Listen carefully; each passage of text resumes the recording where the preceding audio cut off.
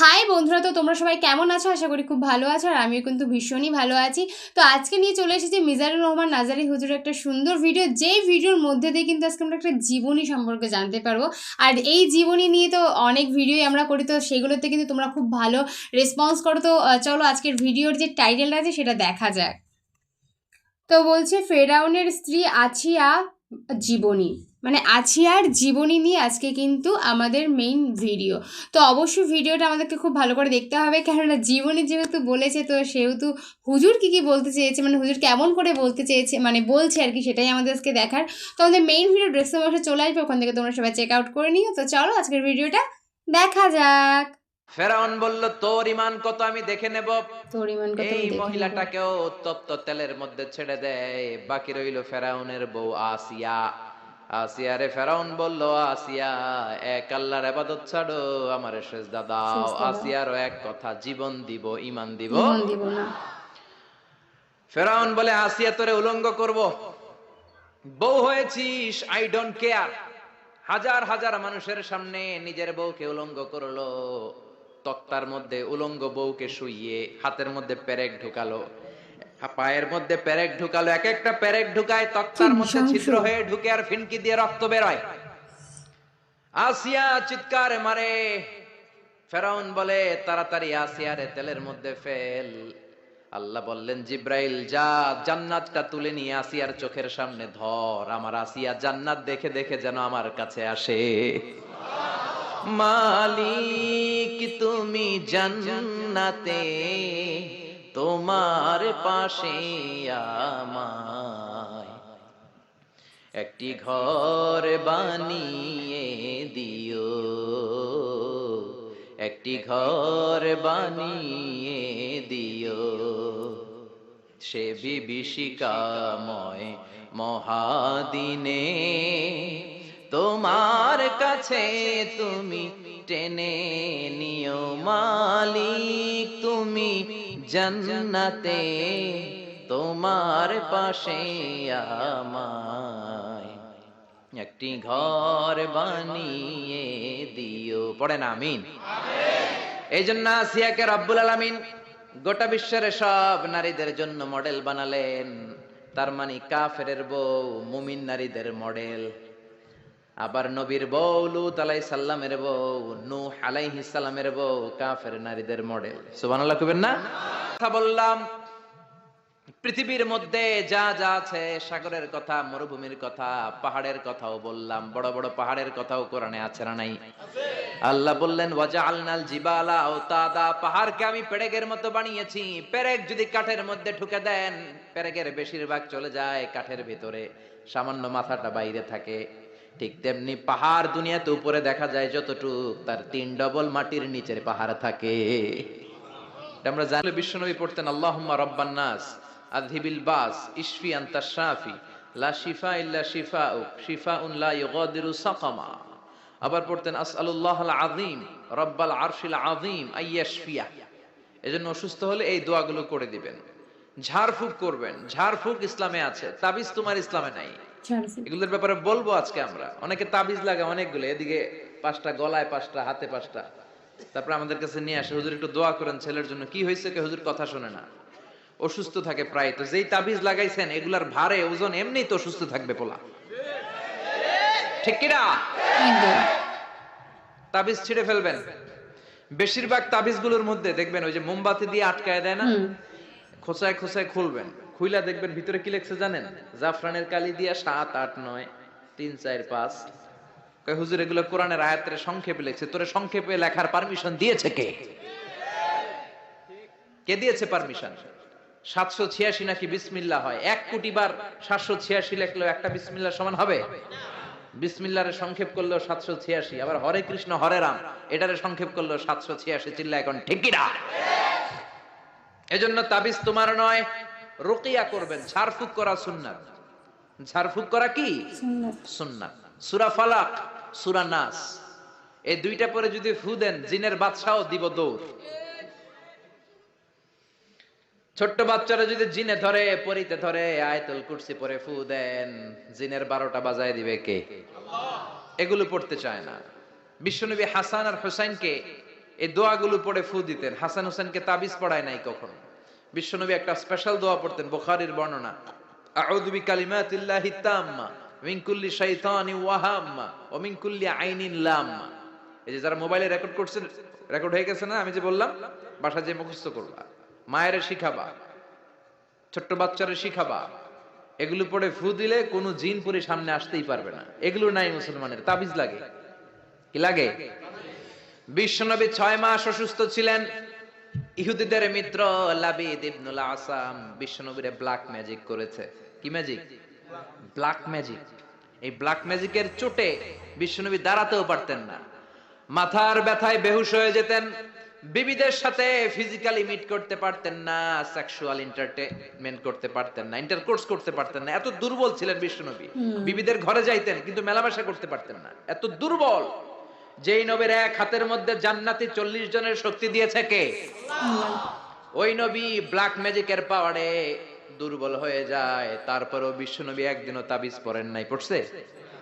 বিশ্বনবী 4 মাস, কোন বর্ণনায় 6 মাস, লাবিদ ইবনুল আসাম ইহুদি মিত্র এই বেয়াদবটার ব্ল্যাক ম্যাজিকের কারণে অসুস্থ ছিলেন। 6 মাস পরে সাইয়েদনা জিব্রাইল আসলেন, বললেন, ও নবী, 2টা সূরা আল্লাহ নাজিল করেছে, একটার নাম ফালাক আর একটার নাম নাস। দুইটার একসাথে বলে মুআউযিজাতান। এই মুআউযিজ, তাবিজ, এখান থেকে তাবিজ আসছে। তাবিজ যদি করতে হয় সূরা ফালাক নাস দিয়ে পড়বেন, ঠিক কি না? ও নবী, চলেন আপনারে কোথায় ব্ল্যাক ম্যাজিক করিয়েছে দেখাই। সাইয়েদনা আবু বকর সাইয়েদনা ওমরকে নিয়ে, বিশ্বনবীকে নিয়ে জিব্রাইল চলে গেলেন একটা কুয়ার কাছে। কুয়ার নিচে দেখলেন একটা চিরুনি, চিরুনির মধ্যে বিশ্বনবীর 11টা চুল দিয়ে গিট দেওয়া। সূরা ফালাক আর সূরা নাসে আয়াতও আছে 11টা। নাজিল হলো কুল আউযু বিরাব্বিল ফালাক মিন শাররি মা খালাক। একটা একটা আয়াত সাইয়েদনা জিব্রাইল নাজিল করেন, একটা একটা গিরা খুলতে থাকেন আর বিশ্বনবীকে সুস্থ করে দিতে থাকেন কে? 11টা আয়াত পড়া শেষ, 11টা গিট খোলা শেষ, চিরুনি থেকে বিশ্বনবী সুস্থ। এত সুস্থতার মধ্যে বিশ্বনবী তাবিজ ঝুলাই নাই। আর আমরা কিছু হইলে তাবিজ আছে না নাই? এজন্য খবরদার এগুলো করবেন না। ঝাড়ফুঁক করবেন। অসুস্থ হলে, ব্যথা বেদনা হলে সিঙ্গা লাগাবেন। সিঙ্গা লাগানো সুন্নাত। কিন্তু বাদদানি মহিলারা যে মাথায় দিয়ে যায়, ফুকোয়ায়, জুকোয়ায়, সিঙ্গা লাগায়, সাপের খেলা দেখায়, এগুলো বলে, এলাকায় বলে ফুকোয়ায়, জুকোয়ায়, সিঙ্গা লাগায়। ওই সিঙ্গা না, বিশ্বনবী যে সিঙ্গা লাগিয়েছেন, আরবিতে এটাকে বলে আল হিজামা, ইংরেজিতে বলে কাপিং। এজন্য বিশ্বনবী নিজেও সিঙ্গা লাগাতেন, সাহাবীদেরকেও সিঙ্গা লাগাতে বলতেন। আমাদের সমাজে এখন আমরা সিঙ্গা লাগাই না, ঝাড়ফুঁক করি না, খালি তাবিজের পিছনে দৌড়াই। আজকে থেকে ঝাড়ফুঁক শুরু করবেন। কেউ যদি অসুস্থ হয় সূরা ফাতিহা পড়ে ফু দিবেন। সুস্থ করবে কে? বিশ্বনবীর হাতে একবার বল্লা পোকা কামড় দিল, ব্যথার চোটে নবী কাতরায়। মা আয়েশারে বললেন, আয়েশা, লবণের পানি গরম দাও, হাতের মধ্যে ঢালো। বিশ্বনবী সূরা ফাতিহা পড়তে লাগলেন আর ফু দিতে লাগলেন। মা আয়েশা লবণের পানি ঢালতে লাগলেন। মা আয়েশার লবণের পানি ঢালাও শেষ, বিশ্বনবীর সূরা ফাতিহা পড়াও শেষ, আঙ্গুলের ব্যথাও শেষ। মা আয়েশা বললেন, নবী, আপনি সূরা ফাতিহা পড়ে ফু দিলেই তো ভালো হয়ে যায়, আমারে কষ্ট দিলেন কেন? আমার লবণের পানি গরম করতে বললেন কেন? বিশ্বনবী বললেন, আয়েশা, লবণের পানির মধ্যে সোডিয়াম ক্লোরাইড আছে। It's a very natural pain killer, natural vaccine. লবণের ভিতরে কি থাকে? সোডিয়াম ক্লোরাইড থাকে। এটা আপনার পেইন কিলারের কাজ করবে। ব্যথার মধ্যে লবণ সিদ্ধ দিয়ে পানি ঢালেন, সুস্থ করে দিবে কে? আয়েশা, এই পানি দিয়ে চিকিৎসা হয় আর সূরা ফাতিহা পড়ে ঝাড়ফুঁক হয়। চিকিৎসার ঝাড়ফুঁক দুইটার সমন্বয়ে রোগ ভালো করে কে?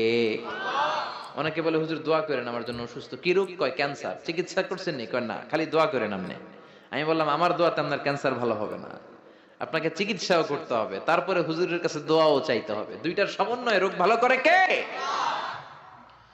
বিশ্বনবীর সাহাবারা সফরে গেলেন, পথিমধ্যে দেখলেন অনেক মানুষের ভিড়, মানুষকে সরিয়ে এক সাহাবী ভেতরে ঢুকলেন। বুখারীর বর্ণনা। ঢুকে দেখে এক লোক শুয়ে আছে, সবাই মন্ত্র পড়ে ফু দেয়। সুমন্তর সু, কালী কুত্তার গু। এরকম সুমন্তর সু আছে না নাই? সাহাবী বললেন, কি হয়েছে তোমাদের? লোকেরা বলল, যেই লোকটা শুয়ে আছে আমাদের নেতা, একটা অজগর সাপ, পাইথন কামড় মেরেছে, আমাদের নেতা মরে যাবে, আমাদের সুমন্তর সু, কালী কুত্তার গু, এগুলো দিয়ে কিচ্ছু হচ্ছে না, কি করি? বুখারীর বর্ণনা। সাহাবী বলেন আমার কাছে এমন এক জিনিস জানা আছে যেটা পরে ফু দিলে ভালো করবে কে? ওরা বলতে লাগলো তাহলে তুমি করো। সাহাবী কয় না, করুম না, শর্ত আছে। কি শর্ত? 100 ছাগল দিবা। কয়টা ছাগল? 100 ছাগল। কতিফু গানাম, এক পাল ছাগল দিতে হবে। সবাই চিন্তা করলো যেটা অসুস্থ আমাদের নেতা, নেতা মরে গেলে আমরা হয়ে যাবো খেতা, ঠিক কিনা? ছাগলের কোনো সমস্যা নাই, বাড়ি বাড়ি ছাগল তুলতে শুরু করলো। এক পাল ছাগল তোলা হয়ে গেল।